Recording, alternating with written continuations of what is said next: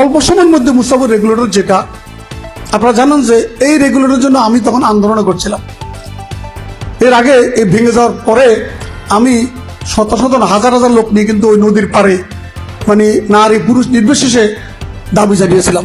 সেদিন জানিয়েছিলাম দাবি, কিন্তু সরকার গঠনের মাত্র 10 দিনের মাথায় পানি সম্পদ মন্ত্রী, আপনারা জানেন, আপনারা অনেকেরই আপনাদের পরিচিত, আমাদের ঘনিষ্ঠ শহীদুদ্দিন চৌধুরী হেনি, উনি ওনার নির্বাচন এলাকা শপথের পরে ওনার নির্বাচন এলাকায় যাওয়ার আগে আমাদের এলাকায় গেছে এবং নদী ভাঙ্গন এলাকা দেখতে সরজমিনে দেখতে গেছেন।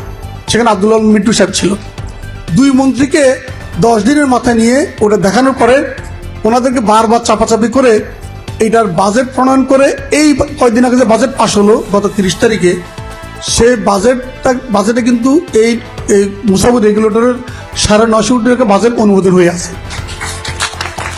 এবং সেটা অনেক বড় কাজ, স্থানীয় কন্ট্রাক্টর দিতে হবে না, আন্তর্জাতিক ঠিকাদার দিয়েই করতে হবে।